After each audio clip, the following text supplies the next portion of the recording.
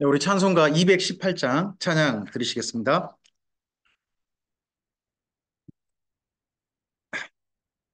찬송가 218장입니다.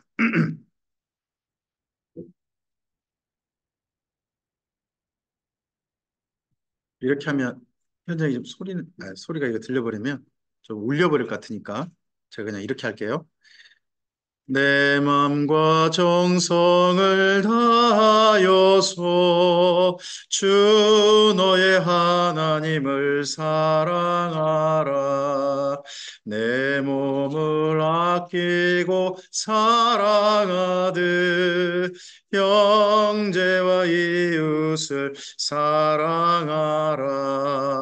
주께서 우리에게 명하시니 그 명령 따라서 살아가리. 널 미워해치는 원수라도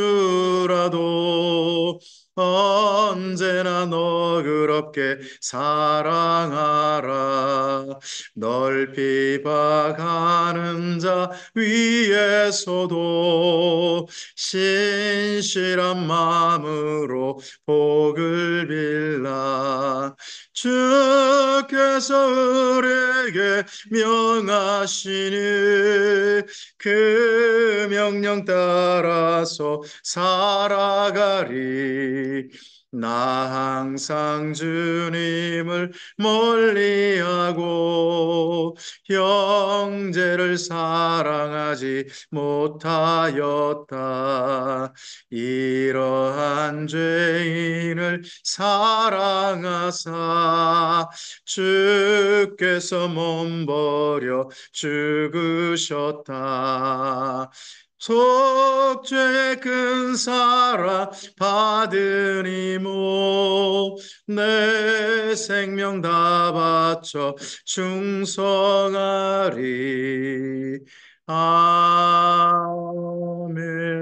아멘. 기도하시겠습니다. 주님 감사합니다. 주님의 선하신 은혜와 도우심을 따라 5월 강좌로 만나기로 한 약속의 시간에 우리 함께 모였습니다. 이 시간 주의 말씀 앞에 있는 우리들을 성령의 감화 감동하심 가운데로 인도해 주시사 하나님의 마음속에 담으신 그 선하신 뜻과 말씀을 우리 마음판에도 고스란히 들려지게 하시고 순전하게 들려지게 하시고 우리의 마음판에 보여야 할 것이 보여지게 하옵소서. 그 주님과 마음이 통하는 사람으로 뜻이 통하는 사람으로 주께서 기대하신 삶의 자리를 향하는 이 시간 주의 말씀 앞에 있는 우리 모두에게 하옵소서.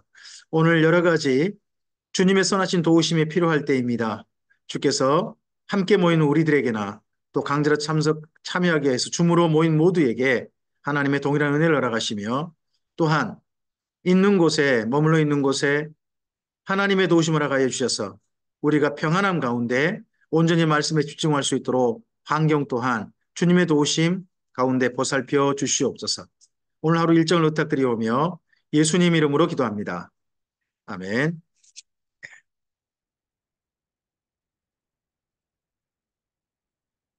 네, 오늘 현장에 오신 분들께 무척 죄송합니다. 어, 일단은 저 화면을 보시고 하기가 어렵습니다. 일단은 줌이라든지 이런 걸 도구를 통해서 보실 수밖에 없는데요. 제가 주로 좀 말로 좀 많이 하겠습니다. 아, 포로 이스라엘 민족의 성경은 세 개가 있습니다. 가장 먼저 토라가 있고요. 모세 오경이죠. 그 다음에 있는 게요. 예, 잠시만요.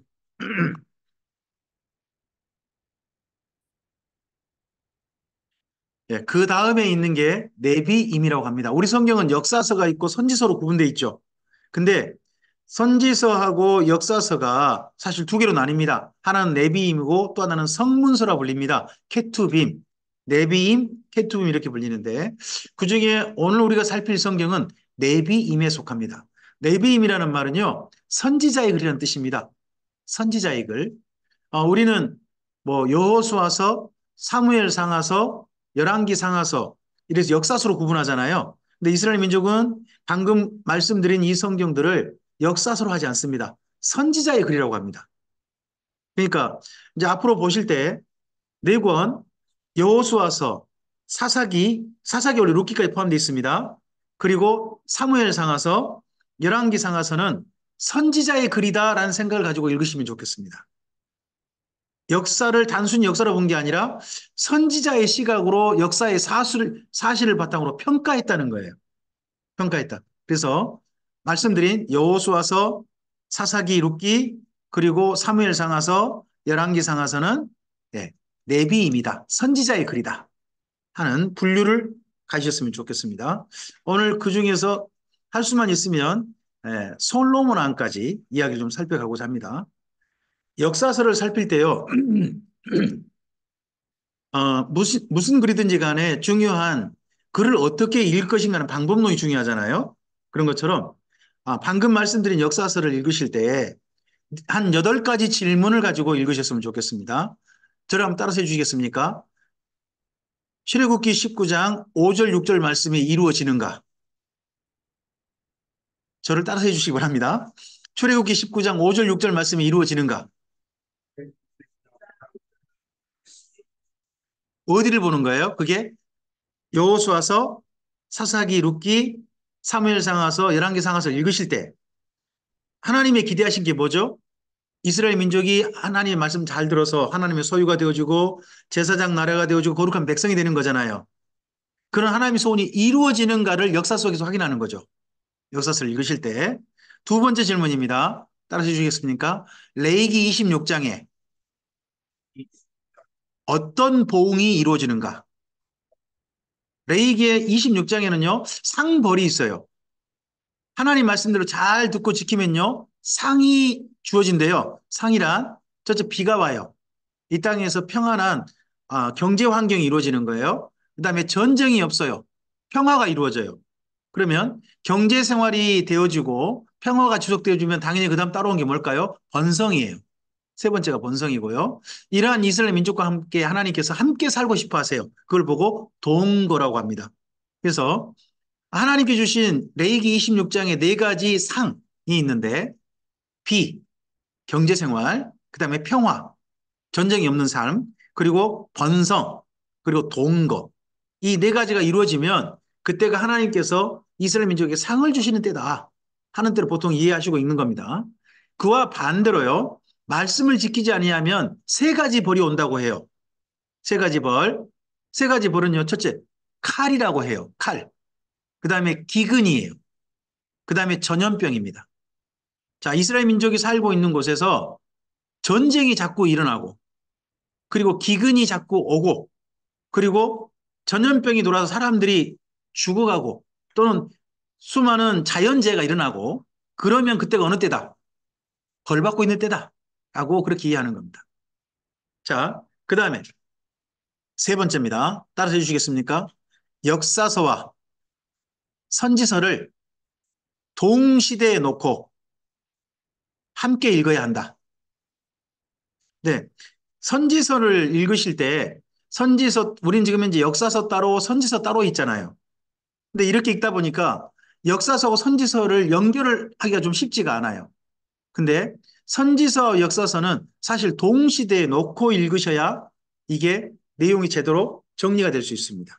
정리가 될 수 있으니까 할 수만 있으시면 선지서와 역사서를 함께 봐야 되는 거죠. 지금 에스라 성경 강좌는 선지서하고 역사서를 함께 읽으시도록 함께 정리해드리고 있어요. 이걸 보고 연대기적 성경 읽기라고 그러거든요. 연대기적 성경 읽기. 예, 이러한 성경 읽기를 한번 참고하시면 선지서 이해가 훨씬 더 쉬워지게 됩니다. 좀 더. 뭐 참고해 보실 성경이 하나 있는데요. 에스라 성경 강좌식은 아닙니다만은 두란노 소원에서요. 두란노 소원에 가면 그 편찬된 책 중에 연대기 성경이라는 게 있어요. 두란노 소원에. 물론 에스라 성경 강좌하고는 좀 살짝 길은 달리합니다만 이게 참고해 볼 만한 성경이에요. 한번 참고해 보시기 바랍니다. 그 다음에 네 번째입니다. 한번 따라서 해주겠습니까? 역사서가 왜 한 인물이 죽은 데서부터 시작하지? 이 질문을 갖고 읽으셔야 돼요. 자, 어, 여호수아서는 어떻게 시작하죠? 모세가 죽은 후라로 시작을 해요. 사사기는 어떻게 시작해요? 여호수아가 죽은 후라로 시작해요. 사사기. 예. 사무엘상은 그런 이야기는 없죠. 누가 죽었다는 이야기는 없어요. 근데 사무엘 하서 어떻게 시작하죠? 사울이 죽은 후라.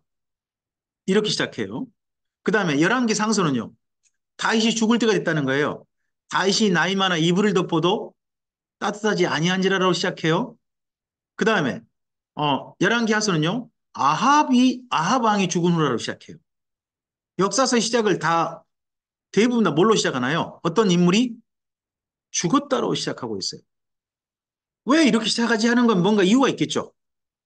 그 이유에 대해서 좀 생각을 해보는 거예요. 자, 제가 성경을 읽어보니까 한 가지 관점이 보이는데요. 성경은요, 한 사람의 인생을 죽은 데서 끝내지 않아요. 그 사람이 남겨놓은 영향력까지가 그 사람의 인생으로 보는 것 같아요. 그래서 모세가 죽은 후라, 모세가 죽으면 모세 인생이 끝나니 아니라는 거예요. 모세가 그 전에 심었던 거 있잖아요. 그것이 모세가 죽은 후에도 영향을 주어요. 그게 뭔가요?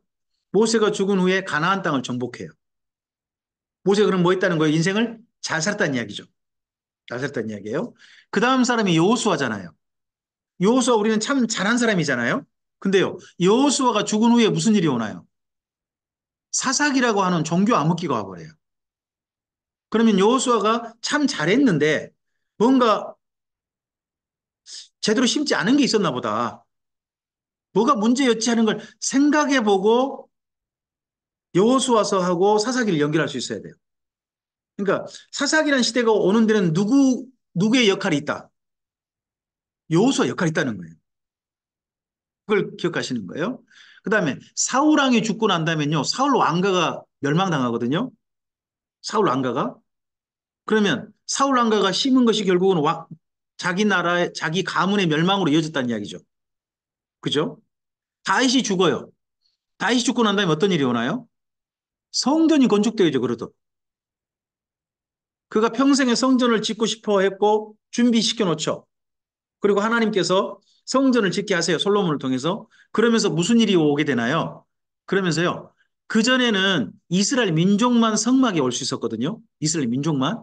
근데 성전이 지어지면요. 이제 이방인들도 거기 올 수 있어요. 이방인들도. 이방인들도 와서요. 이방인들도 기도할 수 있게 되거든요. 그때부터 성전이 지어지면서 새로운 이름이 붙여져요. 하나님의 집에. 그게 뭐냐 그러면요. 만민이 기도하는 집이라는 말이에요. 만민 제사한다는 말은 아니에요. 제사는 누구만 할 수 있고 이스라엘 민족만 할 수 있어요. 하지만 기도는 누구도 가능하다 이제. 이방인들도 가능하다 하는 말이 이때 이루어지게 돼요. 그럼 그게 뭔가요? 자, 하나님께서 출애굽 19장 5절 6절에 이 이야기 하셨죠. 제사장 나라가 되어달라. 너희만 하나님 믿을 게 아니라 다른 나라들도 하나님 믿도록 도와달라. 너희가 돕는 나라가 됐으면 좋겠다 하셨잖아요. 그게 이루어질 뻔했던 게 뭐예요? 성전 건축이라는 거죠. 성전 건축.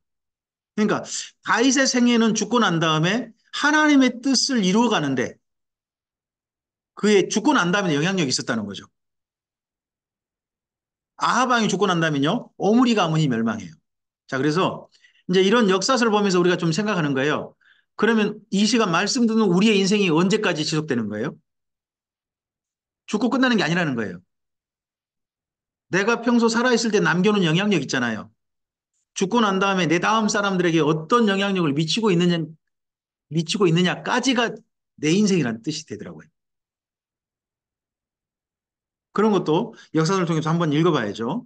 그리고 역사서를 읽어보면 이렇게 나와요. 한번 절 따르실까요? 사람들은 다 연약하더라. 네, 누구도, 다윗도 솔로몬도. 하나님 마음에 그렇게 합했던, 젊을 때 그렇게 당당했던 다윗도 사실은 연약하더라는 거죠. 우리 안에 바세바를 범하고 그걸 무마시키기 위해서 엄청난 죄를 저지르잖아요. 솔로몬이요. 최고의 지혜를 받았죠. 그런데 그런 지혜를 받은 솔로몬도 말년이 되니까 우상숭배하더라는 거예요. 인간은 뭐하더라? 연약하더라는 거예요. 근데, 근데 이 연약함 가운데 하나님이 뭐가 있는 거예요? 그래도 참아주심이 있더라는 거예요. 기다려주심이 있더라는 거죠. 하나님께서 돌아오시길 원하시는 인자하심이 은혜와 인자하심이, 진실하심이 성경 속에 하나님의 역사 속에 보이더라는 거죠. 그 다음에 여섯 번째입니다. 절 따스해 주시겠습니까? 왜 네, 이스라엘 민족의 역사를 읽어야 하는가? 절 따라해 주겠습니까? 왜 이스라엘 민족의 역사를 읽어야 하는가? 아니, 수많은 역사가 있잖아요. 인류 역사가 있잖아요. 근데 하필 우리는 성경 속에서 어느 민족의 역사를 배워요? 아, 이거 사실 조금 어떻게 보면 한편으로는 비난받을 만한 일이거든요. 대한민국 역사 우리가 제대로 아나요? 우리나라 역사도 제대로 몰라서 역사를 왜곡하는 사람들 말을 많이 믿는 게 사실이거든요. 전 지금도 광주 5.18 때 북한 사람들이 내려왔다고 믿는 분들이 많은 게 주변에 흔히 있더라고요. 전 그게 이해가 안 돼요. 제 아내가 그 현장에 있었고요. 초, 초등 유학입니다만, 또 아내가 있는 집에 대학생들이 몰래 도망쳐 오고 해가지고 겨우 피해가고 또 아내가 보는 앞에 저 앞에서 벌거벗겨가지고 얻어맞고 하는 광경들을 다 본 사람이 제 아내예요. 그때 먹을 거 거기 시민 그쪽 모임에 먹을 것 열심히 갖다 줬던 분이 제 아내 할머니래요. 제 외삼촌께서 광주에 계시다가 피해가지고 겨우 도망쳤어요. 만약에 하순 지날 때 못 피했으면 죽었을지 몰라요. 그런 일을 겪었거든요. 실제 그 사람들이 일을 알고 있는 사람이 저거든요. 근데 거기에 북한군이 잡고 왔다 이런 식으로 이야기하는 걸 믿는 사람들이 있다는 것이 저는 그게 이해가 안 돼요. 사실 우리 주변에는 주장들이 많아요. 역사 왜곡이 많아요. 왜곡이 많은데 그 왜곡을 사실로 받아들인 경우가 있어요. 저도 왜곡된 게 있을 수 있어요. 저도 왜곡된 게 있을 수 있어요. 근데 그 역사 왜곡을 우리나라도 제대로 모르잖아요. 어디가 왜곡됐는지 어디까지 사실인지 잘 모를 수 있잖아요. 근데 어느 나라 역사를 배워요? 성경을 통해 이스라엘 민족 역사. 이건 말이 안 된다는 거잖아요. 저는 그런 말이 한편 일리가 있다고 생각해요. 그런데 왜 이스라엘 민족의 역사를 읽어야 하는가? 그건 이스라엘 민족의 역사를 배우자가 함이 아니에요. 하나님께서 이 땅에 있는 수많은 민족이 있는데 그 민족들 가운데 하나님과 언약을 맺고 살아본 유일한 민족이 있어요. 언약을 맺고 살아본 유일한 민족. 그게 이스라엘 민족이에요. 이스라엘 민족이 무려 1000년이나 하나님과 언약을 맺고 살았잖아요. 예수님이 오셔서 마침내 그 언약이 깨트려 버렸죠. 이스라엘 민족의 언약은 깨트려져 버리고 말았습니다. 교회로 언약이 넘어옵니다. 하지만 어쨌든지 그 언약을 맺고 살았던 민족이 이스라엘 민족이 유일하니까 이스라엘 민족의 역사를 통해서 우리가 하나님과 언약을 맺은 사람들의 이야기를 읽는 거지 이스라엘 민족의 왕 이름을 알거나 어떤 사건들을 특별히 알고자 함이 우리가 아닙니다. 그 속에서 하나님께서 어떻게 하시는 걸 보고자 함이죠. 그 다음에 일곱 번째입니다. 따서 해주시겠습니까? 예언자를 보내신 까닭은 무엇인가? 네, 예언자를 하나님께서 어느 시대에 보내셨단 말이에요. 시대에 보내시면 까닭이 있을 거라는 거죠. 우리 성경 한 군데 좀 찾겠습니다. 열왕기하서 17장 13절입니다.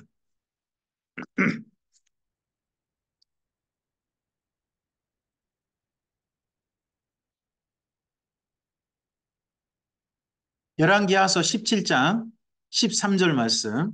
네, 찾으셨으면요.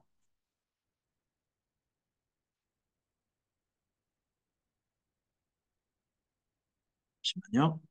접속하신 분 중에서 네, 김종호 목사님 음성 여시고 여기 말씀 좀 읽어 주시겠습니까?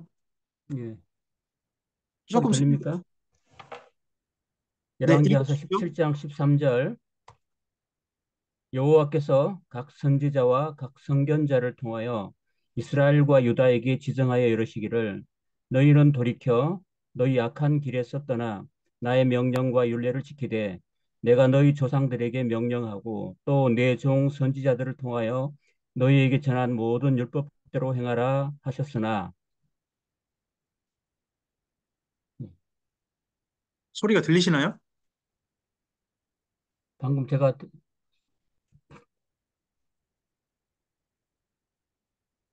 네, 잠깐만요. 네, 지금 시스템 소리가 좀 잘 안 들려서 죄송합니다. 예. 방금 읽어주신 말씀에, 이걸 주신 말씀에 보시면 하나님께서 이스라엘 민족에게 선지자를 보내신 까닭이 나옵니다. 거기 각 선지자와 선견자를 통하여 보내셔가지고 첫째 무슨 말씀을 전하냐 그러면 13절에 표시를 하셔야 됩니다. 첫째, 너희는 돌이켜 너희 악한 길에서 떠나. 이 부분이 있습니다. 이게 우리 신약 성경에서 흔히 이렇게 말합니다. 회개하라. 회개하라. 라는 부분입니다. 그다음에 나의 명령과 윤례를 지키다. 지켜달라. 이 뭔 말입니까? 율법을 지키는 삶으로 돌아오라는 겁니다. 회개가 어디까지 회개입니까? 부끄러운 일, 악한 일을 버리는 데까지가 회개가 아닙니다. 더 있습니다. 뭡니까? 올바른 삶으로 돌아오는 데까지가 회개입니다. 율법을 지키는 삶으로 돌아와 달라는 겁니다. 그 다음에 내가 너희 조상들에게 명령하고 또 내 종 선지자를 통하여 너희에게 전한 모든 율법대로 행해달라. 여기까지가 회개입니다. 여기까지를 회개. 그래서 우리는 회개 그러면요, 보통 내 지은 죄를 자복하고 용서받는 데를 회개라고 그렇게 생각하지 않습니까? 물론 거기가 회개의 출발입니다. 그러나 회개는 진짜 돌아오는 것은 그 다음까지입니다. 그래서요, 신약 성경도 보십시오. 복음이 항상 어디까지 말합니까? 복음을 어디까지 말하냐 그러면 예수님으로 말미암아 우리가 죄 용서 받았다. 이제 성령이 우리와 함께 하신다 하는 게 복음의 먼저 전반부입니다. 복음의 후반부는요. 그럼 그런 성령님을 따라 우리가 어떻게 살아야 하는가 하는 이야기까지가 복음이거든요. 이런 부분들을 우리가 좀 잘 보셨으면 좋겠습니다. 그 다음에 여덟 번째입니다. 저를 따라서 해주시겠습니까? 하나님은 무엇을 기대하셨는가? 네. 하나님께서 이스라엘 민족에게 기대하신 게 있으셨다는 겁니다. 성경에요. 이런 표현이 참 슬픈데요. 하나님께서 이러십니다. 무슨 일을 하시면서 혹시나 모른다. 이런 표현 하나님 자주 쓰십니다. 한 번씩 쓰세요. 혹시나 모른다. 하나님은 전지전능하시잖아요. 근데 하나님께 어떤 일을 하라고 하시면서요. 일을 시키시면서 혹시 뭐가 달라질지 모른다. 혹시 달라질지 모른다는 이야기를 자주 하세요. 자, 우리도요. 뻔히 이거 해봤자 말 안 들을 줄 아는데 혹시나 몰라 해가지고 한 번 더 기회를 주고 한 번 더 기회를 주고 하는 경우 혹시 경험하신 적 있으신가요? 보통 그 아내 되신 분들이 남편분들한테 그렇게 하는 경우가 많죠. 저 사람이 이번에 좀 봐주면 또 달라질지 몰라. 혹시나 몰라. 그런 경우도 있고. 그리고 아이들한테 부모님들이 그런 경우가 있죠. 혹시나 몰라. 이번에 한 번 더 해주면 하는 그런 경우가 있는데 하나님께서도 혹시나 하세요. 그런 역사서의 내용을 우리가 읽어야 한다는 거죠. 자, 그런 가운데서 여호수아서입니다. 여호수아서는 하나님과 이스라엘 민족의 이야기 가운데서 네, 드디어 하나님 이스라엘 민족의 언약 천년의 시간이 실제 가나안 땅에서 시작되는 이야기입니다. 시작되는 이야기인데 그러다 보니까 저는 제목을 그렇게 붙여봤습니다. 신혼집 마련. 신혼집을 마련한 이야기다 하는 그렇게 좀 정리를 해봤습니다. 혹시 영상을 보신 분들 거기에 그 가운데 제가 써놨거든요. 함께 좀 읽겠습니다. 광야 양육 세대에게 약속하신 대로 여호수아의 전쟁으로 가나안 땅을 차지하고 지파별로 분배 정착하게 하신 하나님이십니다. 지금 배경 그 사진은요. 길갈입니다. 이스라엘 민족의 그 가나안 정복 때 베이스 기지였던 곳입니다. 지금 이렇게 유적이 조금 발굴되고 있습니다. 여호수아서에 몇 가지 특징이 있습니다. 여호수아서는요. 아브라함부터 주신 약속이 있습니다. 가나안 땅이 너희 땅이 될 것이다 하는 약속이 드디어 이때 성취되어집니다. 그래서 어떤 분은 그 여호수아서까지 포함해 가지고 모세 육경이라고 해야 된다라는 분도 있다고 합니다. 여기 아브라함이 주신 약속이 이때 성취되었으니까 가나안 땅 너희 것이 될 것이라는 약속이.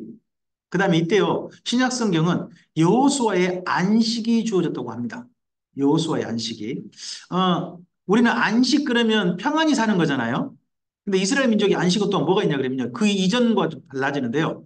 그 이전 삶은 거류예요. 거류. 근데 여호수아 이후는요. 뭐라고 하냐면 거주라고 해요. 명칭이 살짝 달라져요. 거류는 뭐죠? 떠도는 거죠. 여호수아 이전까지 떠돌았어요. 근데 안식하면서 샀다는 건 뭐예요? 드디어 내 집 마련하고 내 집에 떠돌지 않고 살게 되었다고 하는 데서 거주라는 말을 쓰거든요. 거주. 드디어 이제 거주하게 된 거죠. 그게 안식이었습니다. 근데 이게 예수님이 주신 안식과 비교되죠. 결국 가나안 땅의 안식은 불완전한 안식이었고 죄로 가버리고 마는 멸망으로 가고 마는 그런 안식이었죠. 하지만 예수님께서 우리에게 주신 안식은 영생까지 이르게 하시는 그런 안식이죠. 자, 세 번째입니다. 이 여호수아서는요, 레위기하고 꼭 연결하셔야 됩니다. 이스라엘 민족이 하나님 원하신 게 뭡니까? 너희가 내 말을 듣고 내 언약을 지킨다면 하지 않습니까? 내 말을 듣고 내 언약을 지킨다면 그럼 딱 두 개 떠오르시면 됩니다. 하나는 십계명이고 또 하나는 뭡니까? 레위기. 이 두 개를 지킬 수 있는 삶의 터전을 마련한 겁니다. 그리고요, 이스라엘 민족이 하나님과 사는 집이니까 신혼집이라고 해야 될 것 같습니다. 보통 우리는 신혼집, 예전에는 신혼집을 뭐 사글세라든지 상하방이라든지 단칸방이라든지 그런 데 시작하시는 분이 참 많았습니다. 근데 요즘은 젊은이들이 그 결혼할 때 보면 집 한 채는 가지고 시작하는 분들이 참 많더라고요. 부럽긴 합니다. 세대가 달라졌는데 이스라엘 민족은요, 하나님과 결혼 생활을 시작할 때 단칸방에서 세대로 살며 시작하지 않았습니다. 가나안 땅을 등기 두 등본해가지고 차지하고 살았습니다. 참 대단하죠. 그리고 이 땅을 차지할 때 이스라엘 민족의 능력으로 이긴 게 아니라 사실 하나님께서 천사를 보내주셔가지고 천사가 다 도와주셔서 이긴 전쟁이었습니다. 이스라엘 민족이 힘이 강해서 이겼다기보다는 천사들이 도왔죠. 이건 이 다음에 보면 바로 보입니다. 여호수아가 죽고 난 다음에요. 이스라엘 민족이요. 가나안 족속에게 계속 휘둘립니다. 힘이 없어요. 흩어져 놓으니까 더더구나. 그게 보입니다. 그리고 여섯 번째입니다. 이 여호수아서는요. 그래서 하나님과 이스라엘 민족 결혼 초기다 보니까 이때를 저는 결혼식으로 말하면 허니문이라고 생각합니다. 허니문. 그때는요. 내 여자 누가 건들면요. 가만 안 두는 거죠. 하나님께서 그렇게 이스라엘 민족을 아끼셨습니다. 아끼시다 보니까 뭐 이스라엘 민족이 가는 데마다 승승장구했던 그런 시간이 이때였습니다. 여호수아서는요 크게 네 개로 나눌 수 있습니다. 한번 저를 따라해 주시겠습니까? 전쟁을 준비해서 세 번의 전쟁을 하고 그 후에 땅을 나눠주고 여호수아가 유언을 남긴 뒤 세상을 떠났다. 그러면 여호수아가 전체 끝납니다.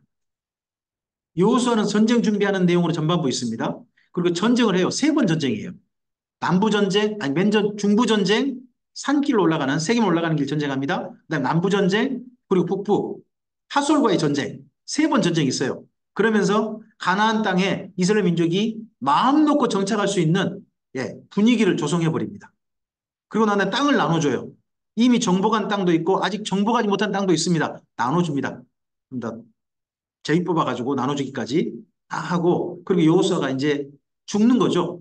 죽기 전에 마지막 한 일이 있고 유언 남긴 게 있는 거죠. 그런 내용으로 여호수아가 네 개로 정리해서 이야기할 수 있습니다. 여호수아 그중에서 전쟁 준비가요. 여호수아 전체가 24장까지밖에 없는데 그중에서 1장부터 5장까지가 전쟁 준비예요. 그러니까 여호수아를 제대로 읽어보면 우리에게 한 가지 보이는 게 있습니다. 그게 뭐냐 그러면요. 일을 시작하기 전에 준비가 중요하다는 겁니다. 준비를 제대로 하는 것은 굉장히 중요한 모든 일의 시작에 그 다음 일들을 잘하게 만드는 힘이 됩니다. 자, 첫째 전쟁 준비는요. 사람 준비예요. 첫째는 누가 준비되어야 되느냐? 이 전쟁 전체를 이끌 사람이 누굴까요? 여호수아잖아요. 그래서 1장은요. 사실 잘 보시면 여호수아라는 사람 준비입니다. 하나님께서 여호수아라는 사람을 준비시키는 겁니다. 그 다음에 여호수아와 함께 누가 또 준비돼야 될까요? 이스라엘 민족이죠. 그래서 이스라엘 민족이 이 전쟁에 적극 참여하려는 의사를 표현합니다. 그거 누구냐 그러면 이미 땅을 차지한 사람들이에요. 요단강 동편에 두 지파 반이 있잖아요. 그들이 먼저 전쟁에 앞장섭니다. 그들이 앞장서서 전쟁을 나갈 분위기를 만듭니다. 그리고 이전에 가데스 반에서 12명 보냈잖아요. 정탐꾼. 이번에 정탐꾼 보냅니다. 가나안 땅에 보내봅니다. 근데 이번에 몇 명 보냅니까? 2명 보냅니다. 그래서 그 가나안 땅의 첫머리인 전체보다 안 씁니다. 첫머리인 여리고만 봅니다. 여리고 강 건너가면 바로 만날 그 여리고 거기 분위기를 살핍니다. 근데 여리고를 왜 살필만 하냐? 여리고는요 그 땅에 살고 있는 사람만 사는 게 아니라 상인들이 지나다니는 길이거든요. 그러면 곳곳에 사람들의 그 여론들이 다 모일 거 아닙니까? 흘러들어올 거 아닙니까? 그럼 그 여론들이, 사람들이 이런저런 이야기가 모이는 곳이 어디냐 그러면 상인들이 머무는 숙소겠죠. 그래서 이 두 정당군이 상인들이 머무는 숙소로 갑니다. 거기가 기생 라합의 집입니다. 성벽에 집이 있다고 그러잖아요. 거기가 그 여리고에 하룻밤 자고 그다음 새벽 일찍 출발하는 상인들이 머무는 여관 같은 곳이다 생각하시면 됩니다. 그런 곳에 가서 정탐을 해가지고 충분히 우리에게 분위기가 이미 넘어왔다 하는 걸 확인하고 가는 거죠. 그리고 요단강을 건너봅니다. 이스라엘 민족의 출애굽은 어디서 완성입니까? 출애굽의 완성은 홍해 도하죠. 홍해를 건너므로써 출애굽이 완성되잖아요. 그런 것처럼 가나안 땅 정복은요, 요단강 건너므로 시작합니다. 바다를 건너게 하시던 하나님을 믿고 광야 생활을 하는 거 아닙니까? 그런 것처럼 물이 세차게 흐르는 요단강을 멈추게 하시고 거기를 육지같이 건너게 하신 하나님을 믿고 가나안 땅 정복을 시작하는 겁니다. 그래서요, 우리의 어떻게 보면 하나님의 일을 할 때 있지 않습니까? 이전에 하나님께서 우리의 삶 속에 함께 하셨던 경험이 있죠. 우리의 경험. 그게 오늘 일을 할 수 있는 새로운 힘이 됩니다. 음. 우리 교회 다니다가 다른 교회 갔는데 아직 결혼도 안 한 아가씨가 어, 뇌출혈로 지금 왼쪽이 마비가 된 상태 이야기를 제가 여러분께 올려드리고 기도를 부탁했습니다. 그 자매의 삶이 이제 47세. 근데 너무 안타깝죠. 근데 지난 시간 동안 하나님이 그 자매와 함께 하시던 삶이 있고요. 그 자매와 함께 하나님을 바라봤던 사랑하는 사람들이 있습니다. 그래서 그 지나온 삶의 경험, 그리고 또 옆에서 지금 이제 응원해주고 있는 많은 사람들, 그들 때문에 자매가 굉장히 몸이 힘들지만 심지어 죽고 싶은 생각도 참 많이 들었다고 해요. 근데 하나님을 또 의지하고 나아가 보려고 하는, 움직여 보려고 하는 그런 자매님을 제가 어제 만나고 왔습니다. 우리 지난 시간의 삶의 경험이 있지 않습니까? 이건 그냥 주신 게 아닙니다. 오늘을 살 수 있는 힘이 됩니다. 오늘을 일을 시작할 수 있는 힘이 됩니다. 요단강을 건넌 건요, 이 다음에 정복 전쟁을 할 때, 이 요단강을 건너게 하신 하나님이니까, 이 정복 전쟁에도 함께 하실 것이다라고 하는 분명한 마음의 확신, 근거가 될 수 있는 거죠. 그리고 하나님께서 주신 땅을 드디어 베이스 기지를 마련합니다. 베이스 기지가 뭡니까? 길갈입니다. 그리고 그 길갈에서 기념합니다. 두 가지를 하는데요. 하나는요, 네, 그 할례를 행합니다. 광야에 있었던 사람들이 그 어릴 때 나온 사람들이 할례를 미처 행할 수 없었던 모양입니다. 근데 그 사람들을 할례를 행하고요. 그리고 그곳에 하나님을 기념하고 유월절을 지키게 됩니다. 유월절. 자, 이스라엘 민족의 유월절은요. 여기 여호수아서까지 보면 세 번 유월절이 나와요. 첫째 출애굽할 때 유월절 있죠. 애굽에서 유월절. 출애굽기 11장 정도 나오죠. 거기 유월절 있고요. 그다음 민수기 때 유월절 있습니다. 그리고 여기 여호수아 때 유월절 있어요. 이 세 유월절은요, 중요한 특징이 있어요. 공통 특징이 있는 게 뭐냐 그러면요, 시작이에요. 애굽에서 유월절은요, 출애굽의 시작이죠. 출애굽의 시작입니다. 그리고 민수기의 유월절은요, 광야 행진의 시작입니다. 행진의 시작이에요. 그리고 여기 여호수아의 유월절은요, 가나안 정복이 시작이 됩니다. 그리고요, 이런 기념 때문에 바울이 성도들과 유월절 예수님의 어린 양, 유월절 어린 양 예수님하고 연결해서 우리에게 이야기해 줍니다. 그게 고린도전서에 나오거든요. 5장에 가보시면 나올 거예요. 거기에 보면 어떤 내용이 나옵니까? 네. 우리의 이제 삶이 지난 진노했던 삶을 버려버리고 하나님 안에 경건한 삶이 우리에게 새롭게 시작되었다 하는 이야기들을 거기 고린도전서 이야기합니다. 그래서 6월절은요 중요합니다. 시작이다 시작. 여기도 그렇게 경외를 기념하고 하나님을 기념하고 시작하는 게 보입니다. 그리고 한 가지가 더 있다면 천사가 옵니다. 여호수아 이전에 모세가 하나님을 만난 경험이 있죠. 모세가 하나님을 만나서 그 하나님 가시나무 떨기 가운데 불꽃 가운데 임하신 하나님 앞에 신발을 벗고 그 앞에 있었잖아요. 그런 것처럼 여호수아도 하나님의 군대 장관으로 온 천사 앞에 하나님을 맞이하는 그런 마음으로 신발을 벗는 내용이 나옵니다. 이전 모세와 만나셨던 하나님이 누구와 만나 주신 겁니까? 여호수아와 함께 하시고 이스라엘 민족과 함께 하신다 하는 분명한 또 근거가 되는 거죠. 지금 영상으로 보신 분들은 보이시는 게 있는데요. 여기가 갈릴리 호수입니다. 갈릴리 호수에서 요단강이 시작되는 하류 요단강이 시작되는 지점입니다. 그 요단강이 흘러내려오고요. 오면 여리고 근처에 물이 오는데 요즘 가보면 요단강이요. 우리 같으면 개천도 안 됩니다. 물이 흐를까 말까 합니다. 어, 혹시 예전 시골에서요. 아, 뭐 요즘은 그런 데 없나요? 요즘 그 별로 없는데 저희 시골엔 그걸 보고 꼬랑? 꼬랑이라고 했던 것 같은데 혹시 아세요? 또랑. 또랑. 물 작게 흐르는 데 있잖아요. 실개천? 뭐 그렇게 표현하나요? 근데 요즘 요단강이 그래요. 거길 보고 제가 들었던 생각이 뭐냐 그러면 여길 건너는데 무슨 그렇게 난리 법석을 피웠을까 하는 생각이 들었어요. 근데 성경 읽어보면요. 그 요단강 그때 이스라엘이 건널 때 좀 물이 세차게 흐른 때래요. 시골 또랑도요. 그 태풍 같은 데 오면요. 물이 흐르는 때 엄청나게 세게 흐릅니다. 세게 흐를 때는요. 거기 만약에 그 또랑에서 넘어지면 어떻게 되죠? 시체로 발견된 경우가 많습니다. 그렇지 않습니까?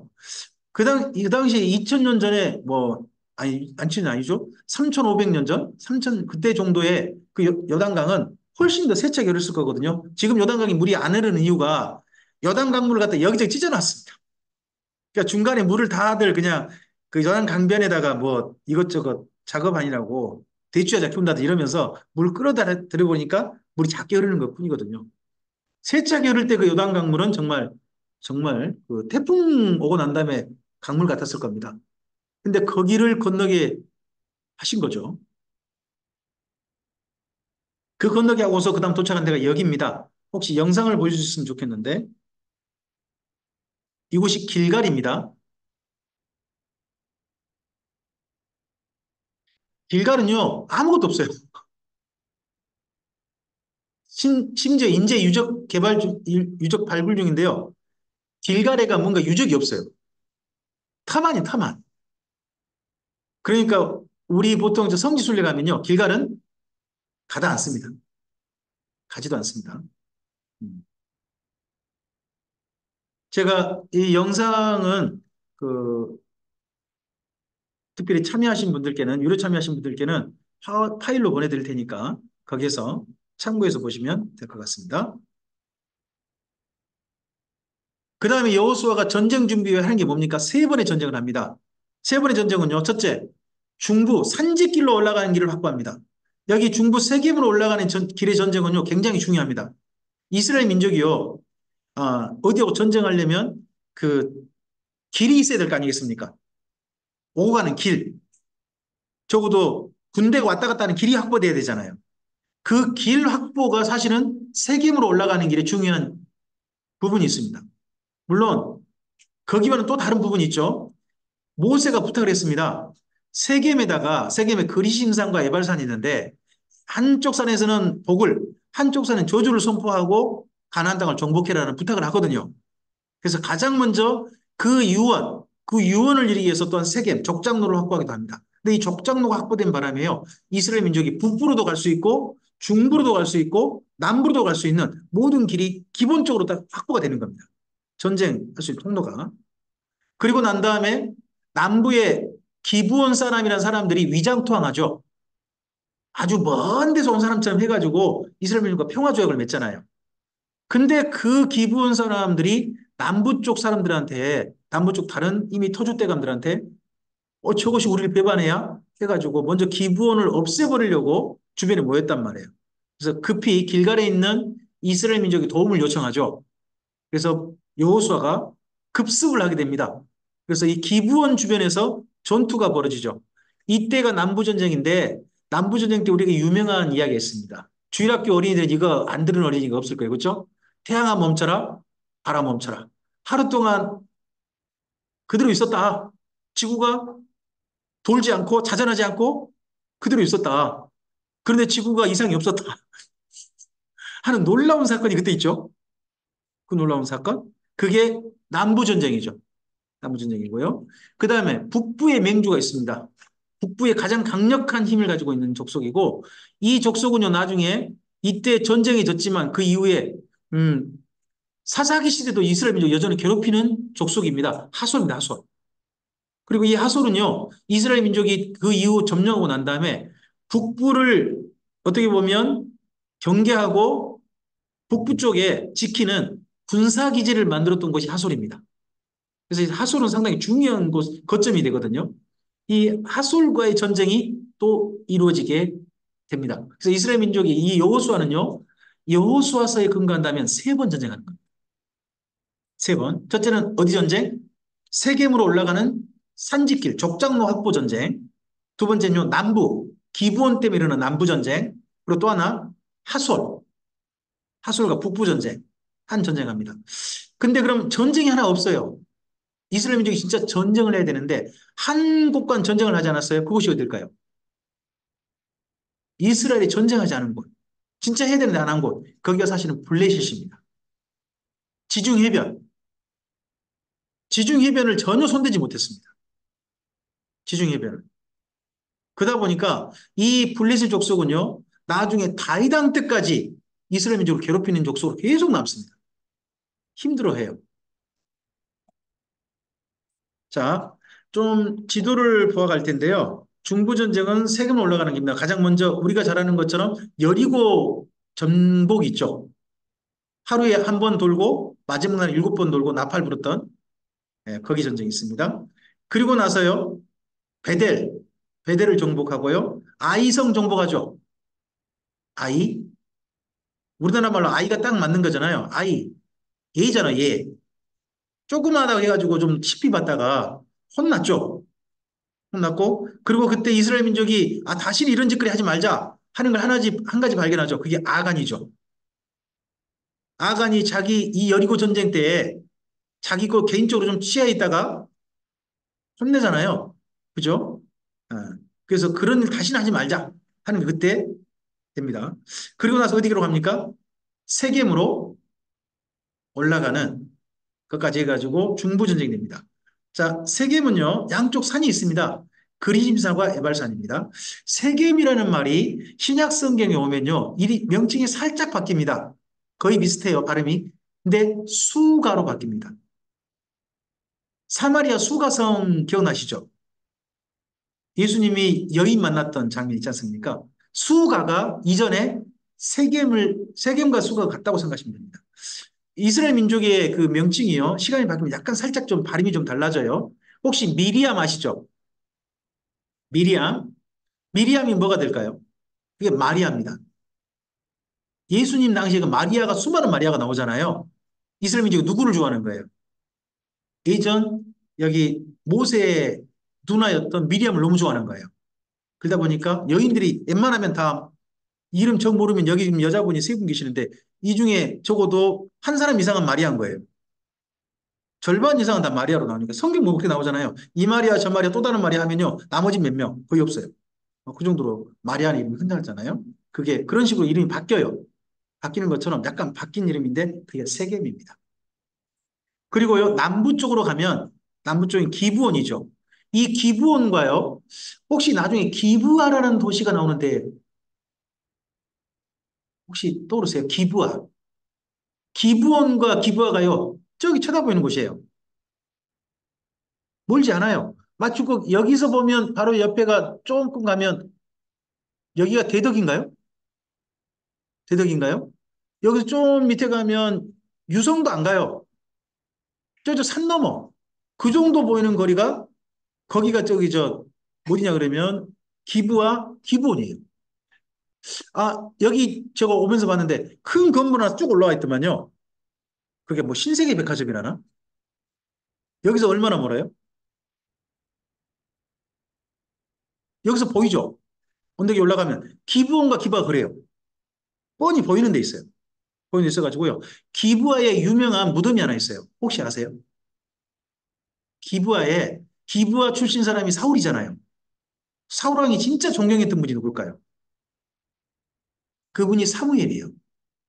사무엘이 원래 라마다임 소빔이라는 곳 시골 마을 출신인데 사무엘의 무덤은 기브아에 두었어요. 그러다 보니까요. 기브온 바로 건너편에 보이는 기브아에 사무엘의 무덤이 있어요. 지금도 그렇습니다. 서로 쳐다보여요. 쳐다보이는 곳이 있습니다. 거기 그 기브온 쪽에 예, 그쪽에서 전투가 벌어지죠. 약 밑에 지역에 30개 지역 작은 그 도시들 왕들이 다 모여가지고 전쟁을 벌여서 이스라엘 민족이 이때 남부를 휩쓸어 버립니다. 남부를 휩쓸어 버려가지고요. 이 남부 휩쓸 때 한 곳 정복하는 데가 있습니다. 안전히 기세를 꺾어버린 데가 있는데 거기가 헤브론입니다. 헤브론. 헤브론을 기억하셔야 됩니다. 헤브론에서 이스라엘 민족 12명 정탐꾼이 했던 일 혹시 기억나십니까? 헤브론에서요. 포도나무 열매 있잖아요. 둘이서 끼워왔잖아요. 그 에스골 골짜기라고 그러기도 하는데 거기가 헤브론 골짜기예요. 헤브론. 근데 그 헤브론을 하나님께서 누구에게 주시겠다고 그러셨죠? 10명 정도 죽어버리고 그중에 여호수아 말고 한 사람인 갈렙 있죠. 갈렙에게 주시겠다고 했던 그 성이 헤브론이거든요. 그러다 보니까 이스라엘 민족 중에 유다 지파가요. 안 좋은 땅 차지하게 돼요. 헤브론 중심 그쪽 땅이 별로 안 좋은 땅이에요. 남유다가 유다 지파 땅이 실제 사람 살긴 별로 안 좋은 땅입니다. 여기 네게부 가까워가지고 그런 곳이 있습니다. 그리고 북부 하솔 말씀드렸던 것처럼 이쪽을 점령하면서 이스라엘 민족이 어디에 정착해도 이제 그 주변 족속들이 감히 이스라엘 민족을 어떻게 하지 못하는 거예요. 이제 말을 못하는 거죠. 뭐 우리나라에 그런 거 있다면서요. 어떤 사람이 시골 가서 정착하면요. 그 이장님이 오셔가지고 마을 그 뭐 기업이 좀 내라고 그런 거 있다면서요. 충청도는 없죠? 아, 있습니까? 상의가 지나가도 받아요. 그렇구나. 네네네네. 아, 네네네네. 아, 우리 전라도나 충청도는 똑같군요. 그거 보고 텃세라 그러죠. 텃세. 근데 거기 가나안 7족속이요. 이스라엘 민족이 텃세를 못 부리는 거예요. 어디 정착해도. 그렇게 확실하게 분위기를 만들어버린 사람이 누구? 그 사람이 여호수아라는 거예요. 그러니까 여호수아가요. 가나안 땅 전체를 정복한 건 아니에요. 하지만 3번 전쟁에 이기고 분위기를 완전히 이스라엘 민족이 어디에 정착해도 감히 뭐라고 말을 못하게 분위기를 만들어버린 거죠. 확실한 여호수아의 정말 큰 공적인 겁니다. 이건. 여기가 여러분 지금 이걸 우리가 화면으로 봤으면 좋겠는데 현장에 계신 분들이 화면으로 못 보여드려 정말 죄송합니다. 여리고입니다. 아, 여리고는 세계에서 가장 오래된 도시 중에 하나입니다. 하나인데 저 뒤편에 보이는 저 산이 시험산이라는 산입니다. 예수님께서 40일간 시험 받으셨다 하는 곳이 이곳이라는 겁니다. 그래서 저기 가면 저 중간에 이 시험산 중간에 가요. 수도원이 있습니다. 수도원이 있어요. 지금 현재 보여드리고 있는 여기가 옛 여리고 유적지입니다. 이 여리고 한가운데가 약간 언덕처럼 올라와 있어요. 거기에 옛 여리고 유적지가 조금 남아 있습니다. 그리고 여리고 가면 꼭 보고 싶은 혹시 나무 있지 않습니까? 이 나무인데. 이 나무 뭐겠어요? 이게 무슨 나무예요?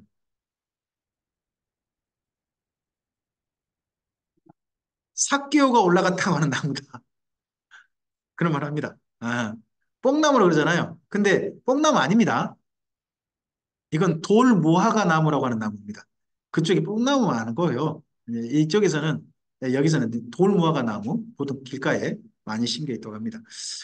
영상을 나중에 한번 또 보시기 바랍니다. 그다음에 세겜입니다. 세겜은 양쪽 산이 있어요. 골짜기 사이에 두 산 사이에 도시가 형성되어 있습니다. 한쪽은 예발산, 한쪽은 그리심산입니다. 이 중에서 그리심산에요. 중요한 유적지가 있습니다. 중요한 유적지가 지금도 있어요. 어, 세겜이라는 도시를 보면 지금은 텔 발라타라는 이름으로 있습니다. 여긴 청동기 시대 유적부터 현재 발굴되어 있습니다. 그리고 여기에 나중에 그리심 성전 해가지고 이곳에서 사마리아인들은 이곳에서 하나님께 제사했던 그런 곳이 그리심산에 있습니다. 그리심산에. 그 수가 여인이 그 말 하잖아요.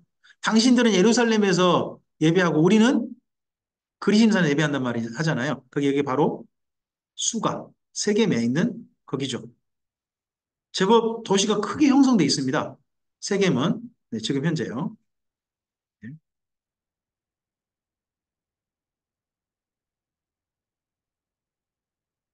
네. 그리고 남부 전쟁을 했는데요. 남부 전쟁 했던 장소가 중요한 곳이 기브온이죠. 기브온은 이렇게 보입니다. 지금 이제 여기 혹시 사진으로 보시면 작은 언덕처럼 올라온 데가 기브온입니다. 그리고 건너편에 저 멀리 보이는데 이런 데가 기브아일 수 있습니다. 그 정도로 가깝습니다. 가까워요. 멀지 않습니다. 음. 그쪽에 골짜기가 있는데 기브온부터 해가지고 어떻게 보면 지중해 쪽으로 도망을 치거든요. 지중해 쪽으로. 도망칠 때 그쪽에 있는 골짜기를 가리켜서 아얄론 골짜기라고 합니다. 그 골짜기에서 유명한 말이 있는 거죠. 태양아 멈춰라, 달아 멈춰라 했던 그 골짜기에 있습니다. 한번 기본을 살짝 볼까요?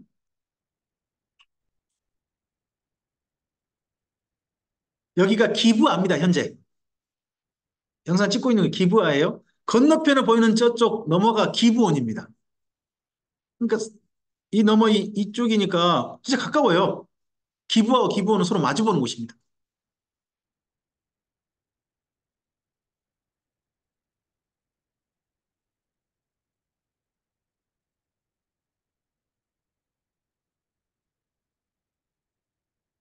아얄론도 이쪽 그 남부 유다 산지 사이의 그 골짜기거든요.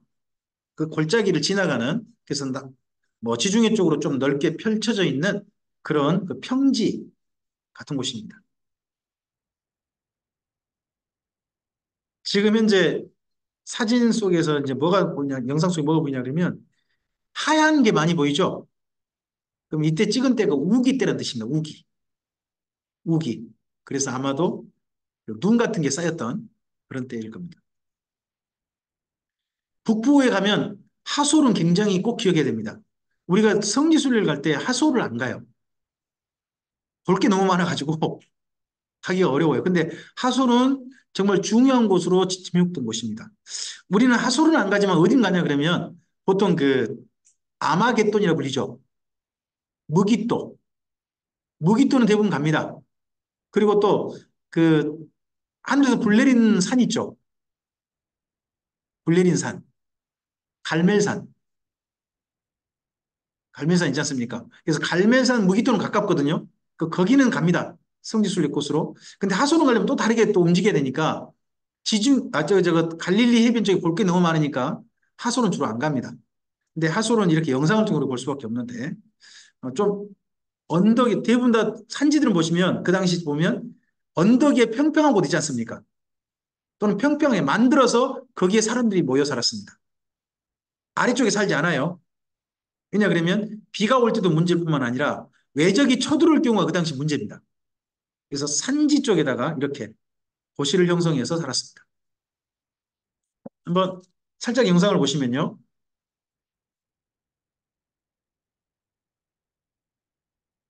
하솔은 이렇게 언덕 위에 유적지가 이렇게 형성되어 있습니다. 형성되어 있어서 이렇게 밑에서 와서 위로 올라가야 도시를 공격할 수 있는 거죠. 그래서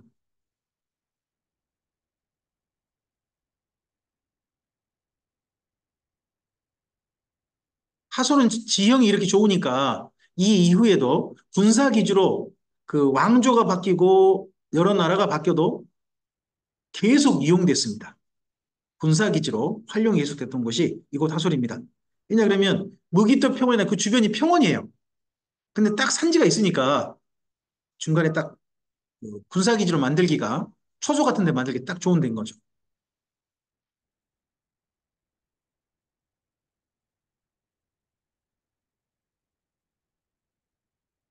그 다음에 이 전쟁 후에 이스라엘 민족의 땅 나눠준 이야기가 13장부터 21장까지가 나옵니다.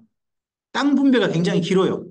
여호수아서에. 근데 먼저 13장에서는요. 이미 먼저 분배받은 땅을 말합니다. 요단 동편에 모세가 분배해준 땅 있죠. 두 지파 반 이야기를 먼저 써줍니다.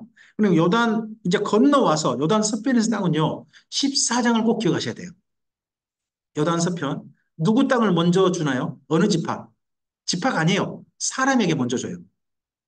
그게 갈렙입니다. 앞서서 12명 정탐꾼에게 먼저 약속하셨죠. 헤브론은 누구 거다? 갈렙 거다라는 약속을 하셔서 그 약속 그대로 먼저 갈렙에게 땅을 나눠주고 지파 땅이 그 다음 나눠지게 됩니다. 그게 있습니다. 그리고 갈렙, 그 다음에 유다 지파, 그 다음에 요셉 자손, 그 다음에 다른 지파 이렇게 되어 있습니다.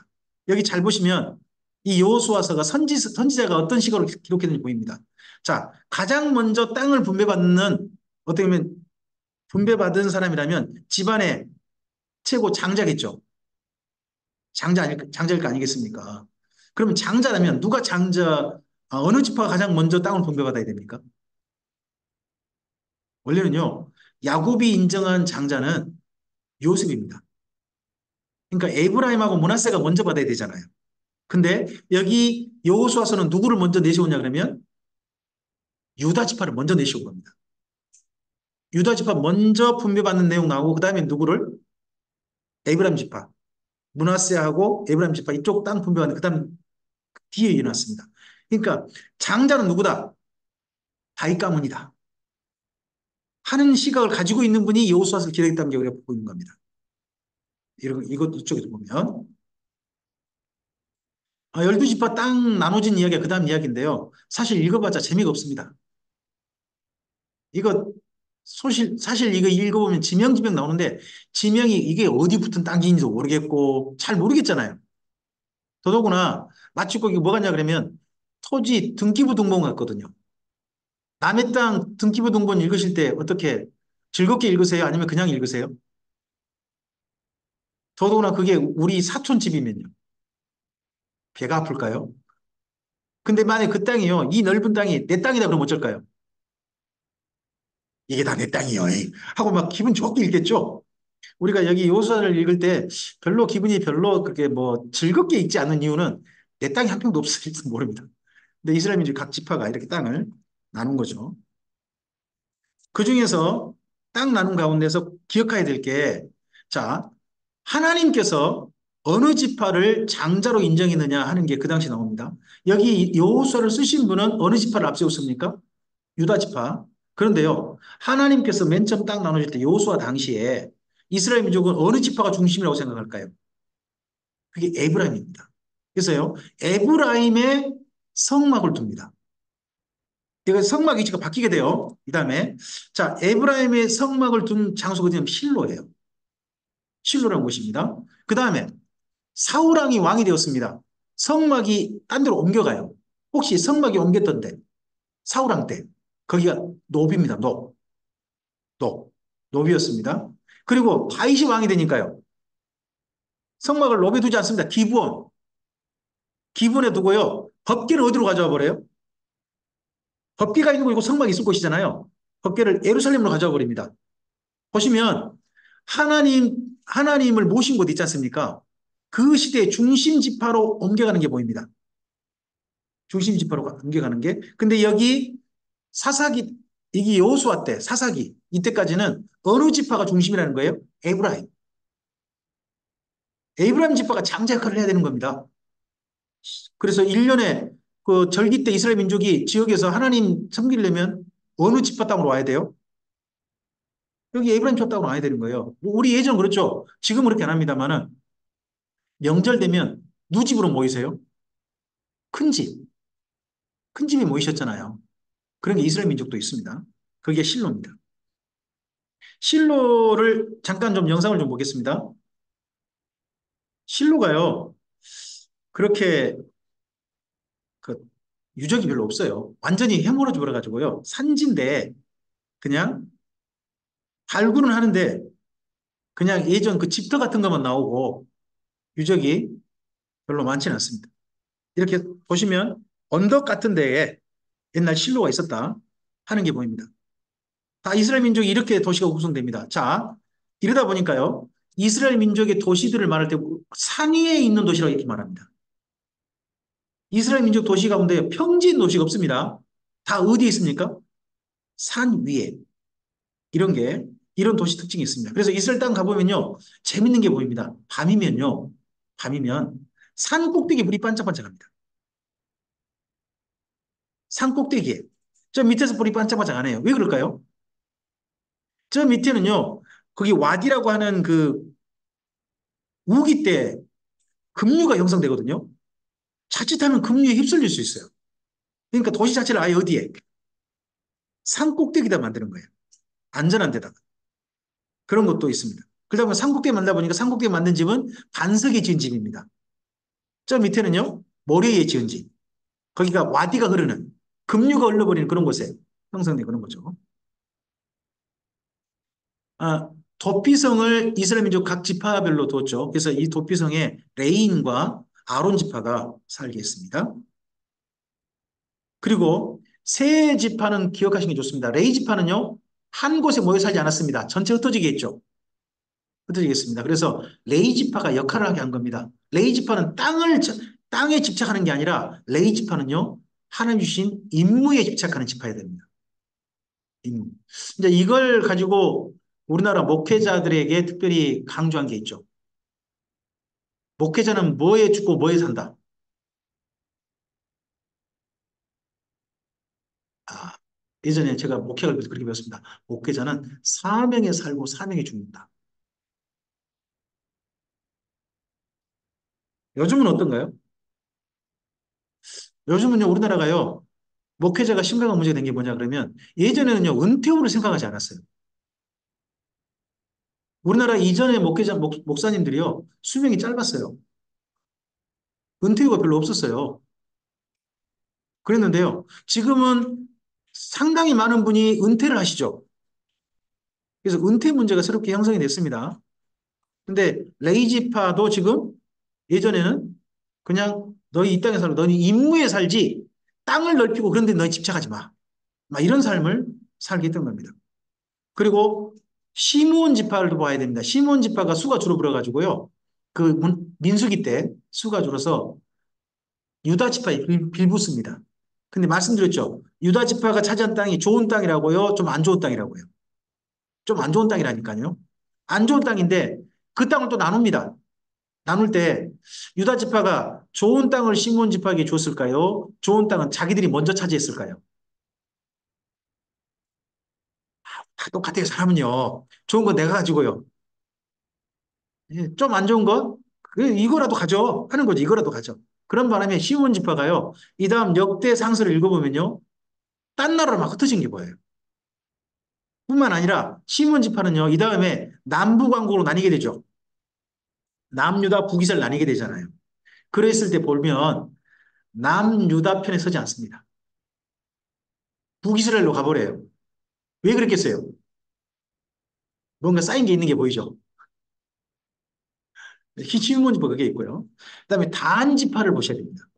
단 지파는요, 하필 정복되지 않는 땅을 분배받았어요.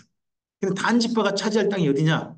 그것도 심각한데, 여기 가사라든지 이런 데가 그 블레셋의 가장 강력한 도시거든요. 거기 근처에. 그러다 보니까 블레셋 족속을 물리치고 그 땅을 차지했어야 됐어요. 근데 블레셋 족속의 돌이 거꾸로 당해버렸죠.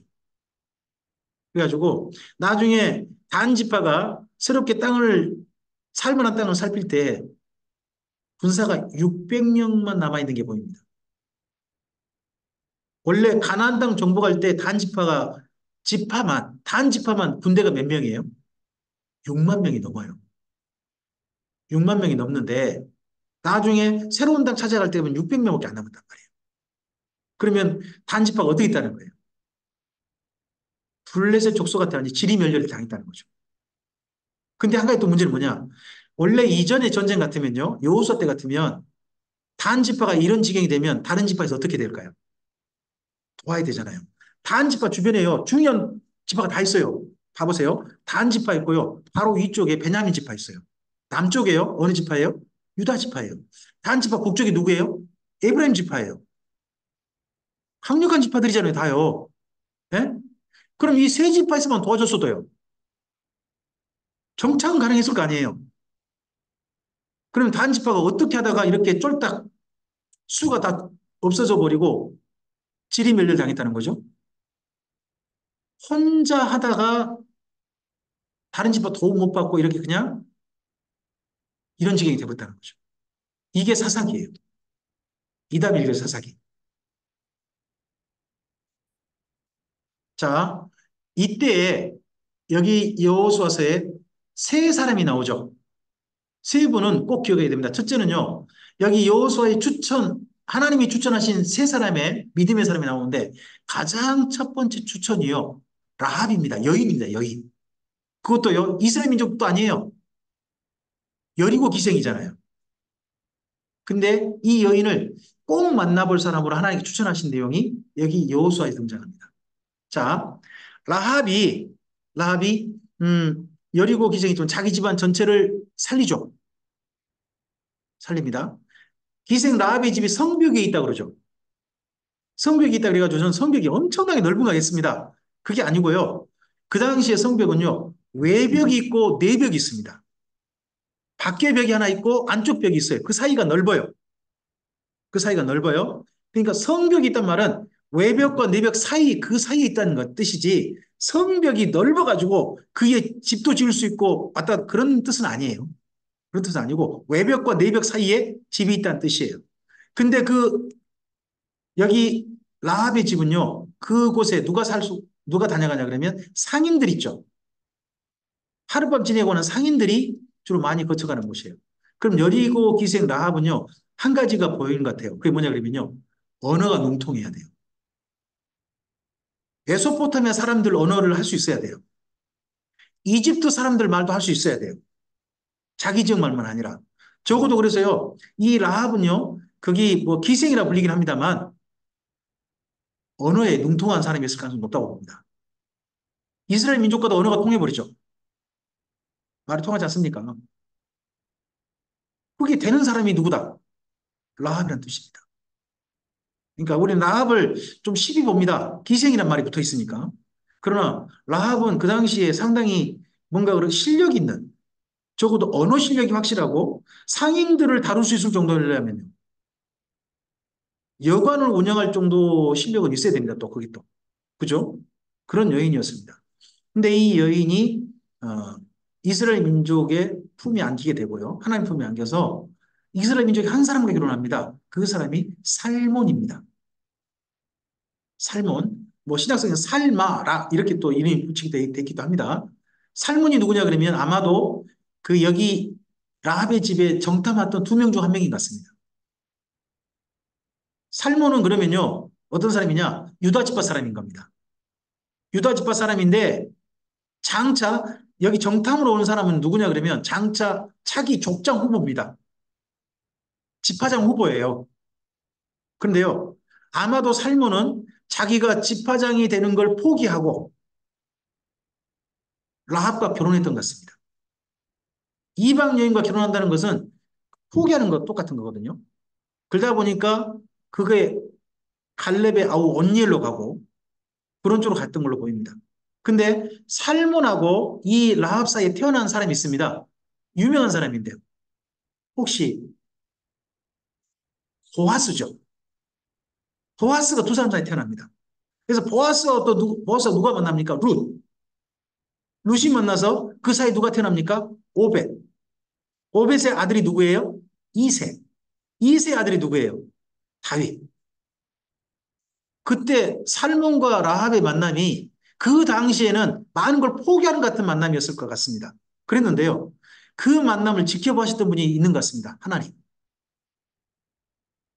그래서 이 가문에 그 다음에 다윗이 태어나게 하신 하나님의 또한 준비하신 인도하심이 있는 게 보입니다. 그리고 갈렙입니다. 갈렙이라는 이름은요. 우리나라로 번역하면 개입니다. 개. 그러니까 갈렙을 우리가 갈렙 그러지 않습니까? 요즘 유럽인들 가운데 갈렙이라는 이름을 갖다가 자기 이름을 붙인 사람이 있어요. 근데 그건 저건 좀 이상하다고 생각합니다. 갈렙이 본래 뜻이 뭐라고요? 우리가 누굴 부를 때 개라고 부르는 이름이 우리나라에 있었죠. 개라고는 모르고 뒤에 똥을 붙이잖아요. 개똥아 그런 게 있었잖아요. 그런 식의 이름이 갈렙입니다. 이 갈렙이라는 이름은 우리로 보면 상당히 조금 좀 뭐라 그럴까 이건 이름을 쓰지 못할 것 같습니다. 근데요, 갈렙은 뭐가 보이냐 그러면 이스라엘 민족이 애굽에서 어떤 신을 섬겼는지가 보입니다. 아누비스, 세트 같은 신들이요. 개머리입니다. 머리가 개. 개인 신이에요. 그래서 이집트는 개를 신성시한 겁니다. 그러다 보니까 갈렙이라는 이름도 이집트 신 영향을 받은 거죠. 근데 그런 사람인데 갈렙이 유다 지파의 1인자가 됩니다. 그래서 갈렙은 제가 뭐 기독교 용어로는 맞지 않지만 우리나라식으로 말한다면 개천에 용났다 하는 사람이 갈렙일 수 있다고 생각합니다. 그리고 여호수아가 있죠. 여호수아는 항상 2인자로 살았습니다. 근데 그거에 기꺼이 살았고 그렇게 삶을 살았습니다. 그리고 그다음 물려받아서 모세 역할을 끝까지 성실하게 하고요. 그다음에 은퇴 후까지 지도자로서 역할을 성실하게 한 분이 이분입니다. 자, 먼저 라합을 좀 볼까요? 라합 1번 혹시 여러분 화면을 보시고 읽어주시겠습니까? 어떤 말을 믿을 것인가? 자, 라합에겐 수많은 말이 들렸을 것입니다. 이스라엘 민족에 대한 수많은 말들. 근데 그런 가운데서요, 라합에게 들려진 말이 있는 거죠. 이스라엘 민족이 누가 이끌어내시다? 여호와라는 신이 애굽에서 이끌어내셨다. 광야에서 지켜주셨고 뿐만 아니라 아모리왕 시온, 바사랑 옥 이런 나라를 정복하게 하셨다. 강력한 나라인데 아모리 족속 나라거든요. 거기를 정복하게 하셨다. 그런 이스라엘 민족이 이 땅에 오고 있다. 누구나 혼자 오는 게 아니다. 누구랑 함께 여호와라는 신과 함께 오고 있다. 하는 이야기가 들리는 겁니다. 이런 이야기 들렸을 때 가나안 사람들은 그런 말이 들리든 말든 이거 헛소리 하지 마 이런 사람도 있었겠죠. 근데 그 말을 듣고 믿음이 생긴 사람이 누구란 이야기입니까? 라합이란 이야기입니다. 그다음에 2번 읽어주시겠습니까? 누구를 이성으로 사랑할 것인가? 자기 민족을 이성으로 사랑하지 않았죠. 살몬이라는 사람을 이성으로서 사랑한 여인이었습니다. 그다음에 세 번째입니다. 읽어주실까요?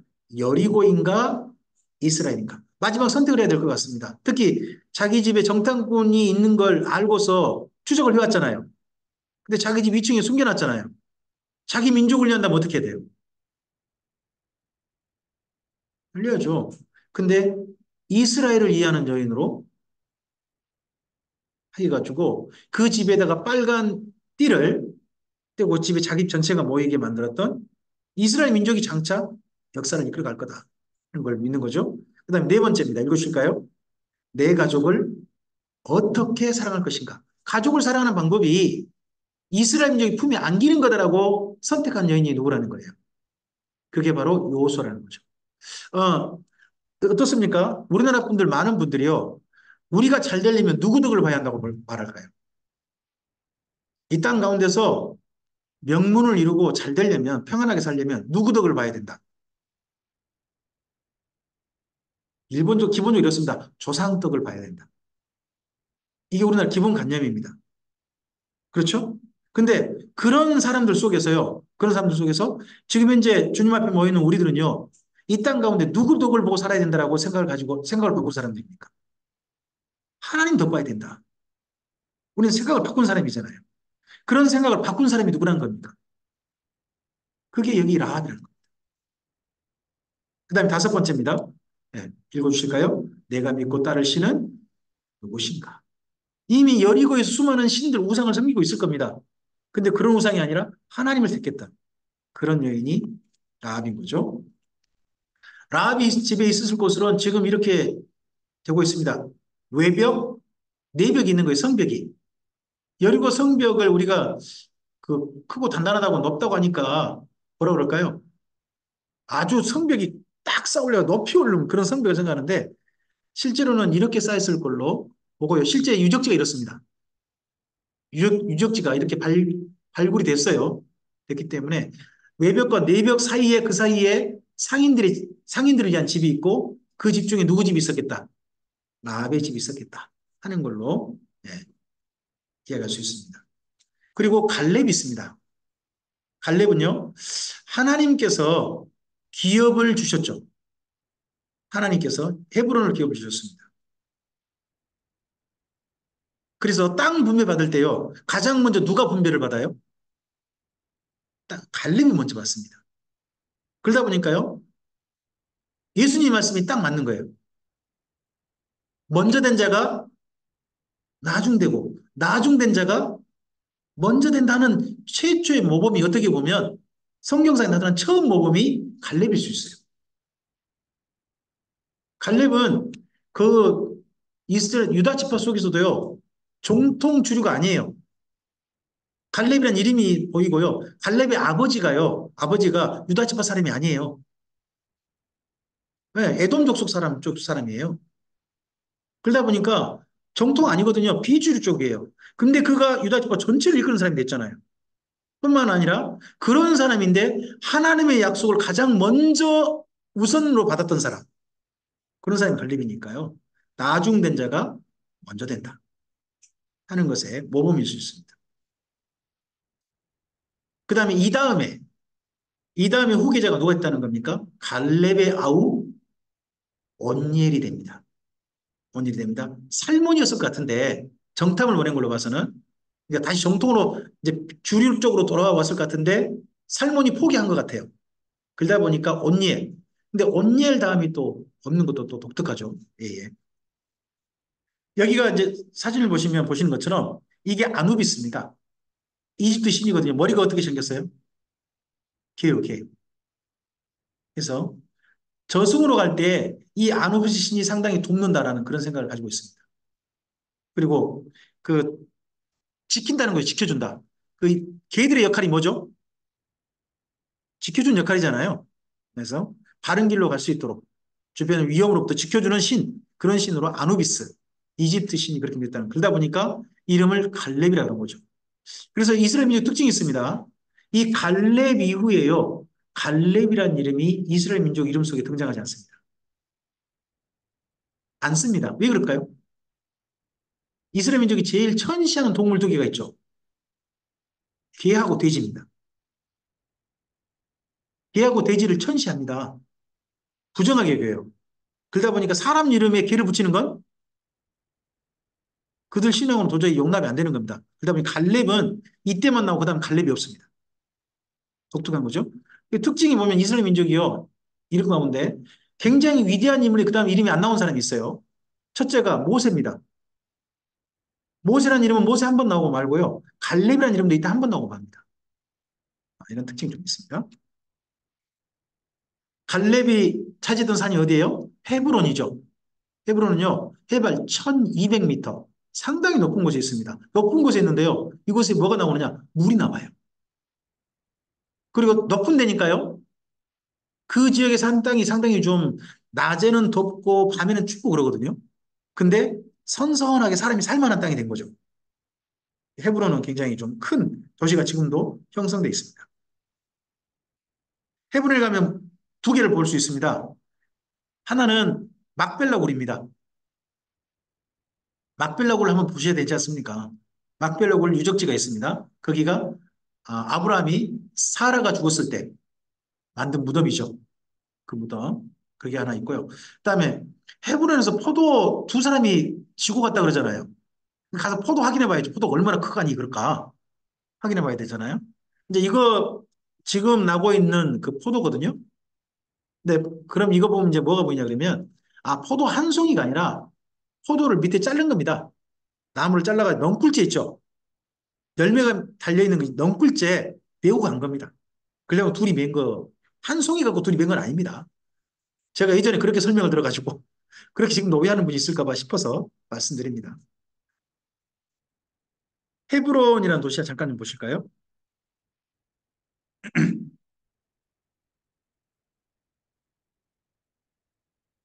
헤브론은 도시가 지금도 상당히 큰 도시에 있고요. 이게 상당히 남쪽에가 형성되어 있습니다. 그러다 보니까 주변이 좋은 땅이 아니에요. 네게부에 가까워요. 광야 비슷한 곳에 가까운 곳이라 여기만 이쪽 지역만 특별하게 살만한 그런 땅인 거죠. 근데 도시가 어떻게 보이세요? 굉장히 큰 도시죠. 상당히 많은 사람들이 살고 있는 곳이 여기 헤브론, 지금도 많이 살고 있는 도시로 형성되어 있습니다. 여기 가면 우리가 꼭 한 군데는 가봐야 되는데 여기 지금 막별너굴이 보여야 되는데 막별너굴이 안 보이네요. 네, 여길 봐야 되는데 한번 영상을 여러분도 찾아서 여기 나오네요.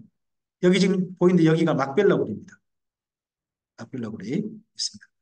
이 막빌럭을 이 건물의 특징이 하나 있는데요. 재밌는 특징이 있습니다. 이 건물이요. 절반 딱 나눠가지고요. 절반 나눠서 한쪽은 유대교 회당, 한쪽은 이슬람 소원이랍니다.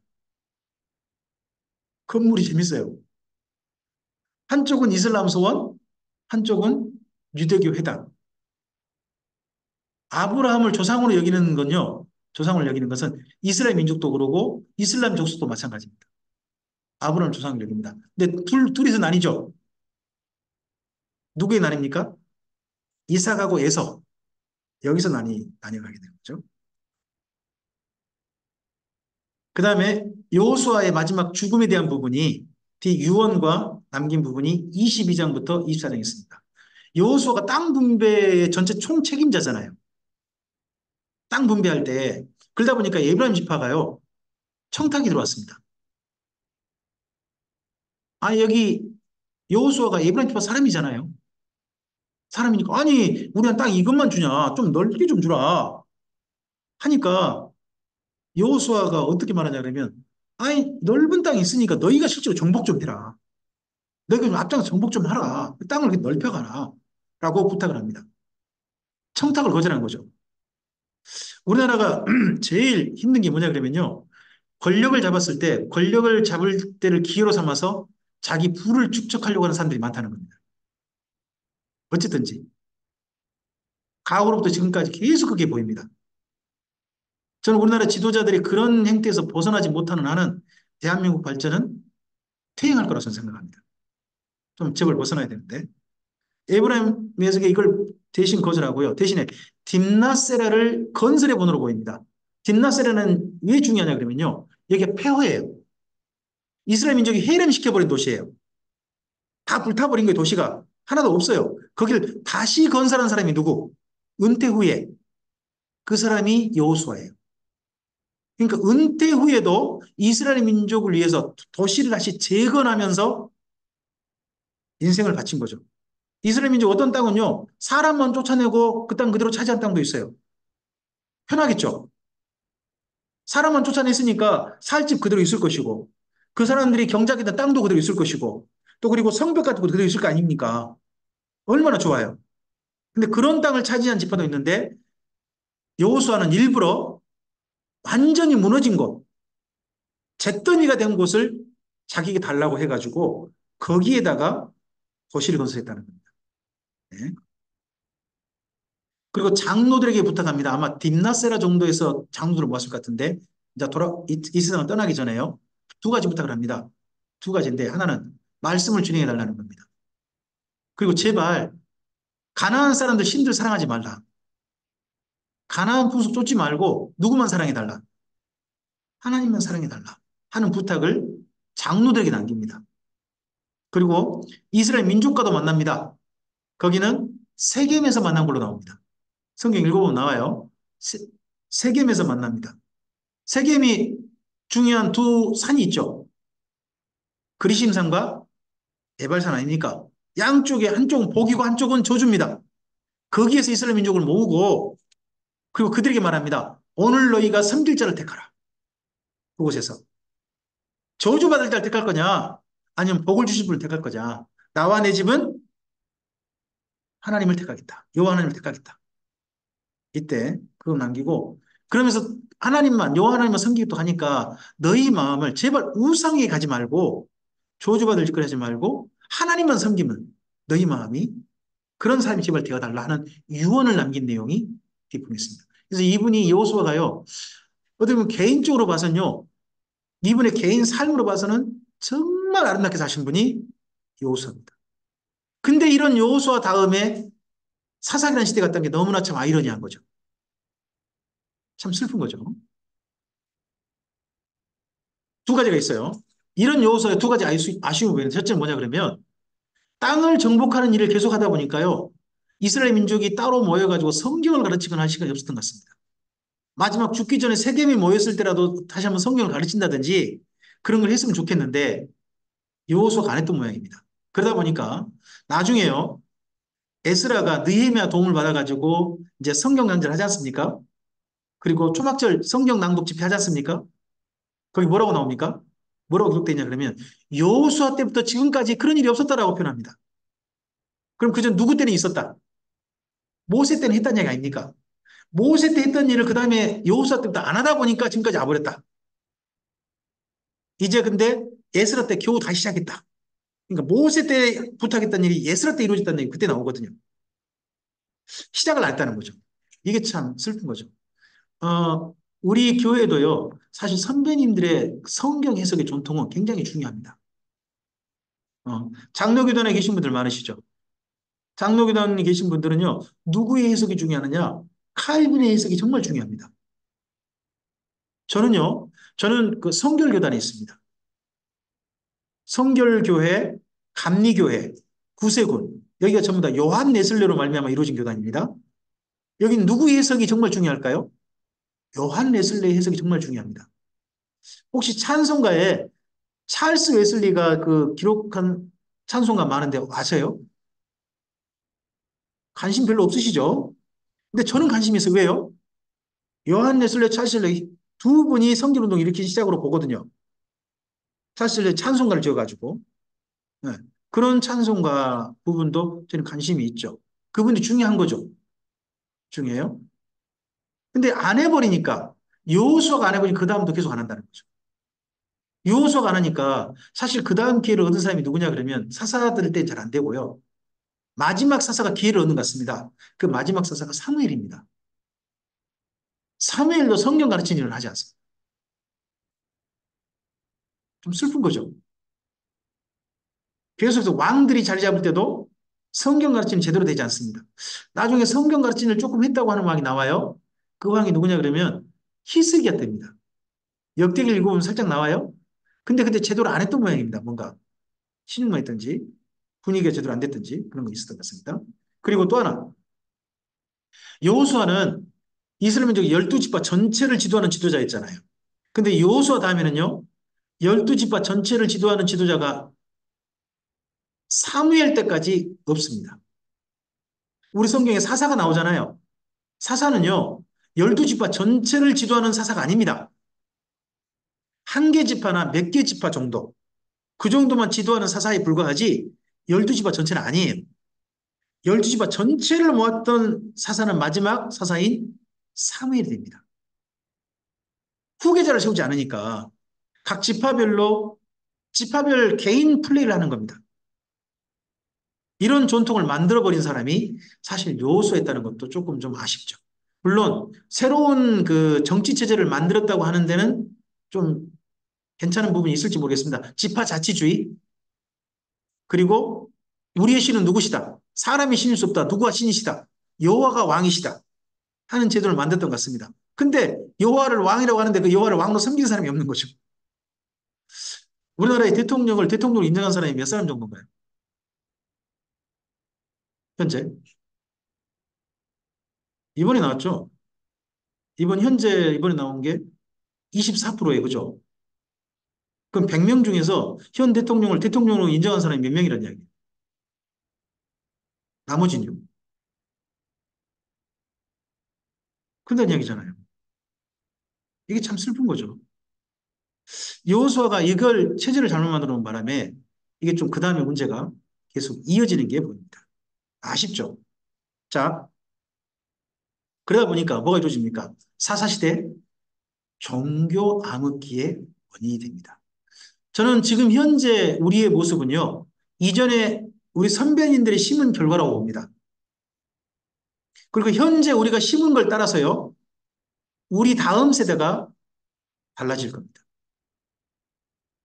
그 다음 세대 모습이 나타날 겁니다. 심은 대로 거두게 될 겁니다. 여호수아를 통해서 참 잘한 부분도 봐야 되겠지만 그분에게 아쉬운 부분 이런 것도 잘 보면 오늘 우리가 어떻게 해야 되는지 무엇을 해야 되는지 하는 것도 분명하게 보일 거라고 생각합니다. 네. 이 다음에 이어지는 성경이 이제 사사기 룻기로 가게 됩니다. 사사기 룻기는 우리가 식사하시고서 점심 식사하시고서 그 다음에 이어가도록 하겠습니다. 오전 강좌 맨 처음 시스템이 좀 안 좋아서 여기까지 불편을 좀 많이 겪으셨습니다. 특히 현장 참여하신 분들은요, 지금 모니터를 보지를 못해요. 모니터가 지금 안 켜져 있어요. 그래도 여기까지 참고 함께 해주셨습니다. 점심시간에 어쨌든지 간에 조금 이거 좀 조정을 해서 오후에는 현장 참여하신 분들은 현장 참여하신 분의 혜택을 좀 받으면서 오후 강좌 진행됐으면 좋겠습니다. 주에도 오심 있기를 바랍니다. 식사 맛있게 하시고요. 오후 1시에 뵙겠습니다. 지금 11시 47분이네요. 오후 1시에 우리 뵙도록 하겠습니다. 오전 강사 참여해 주셔서 감사합니다. 감사합니다.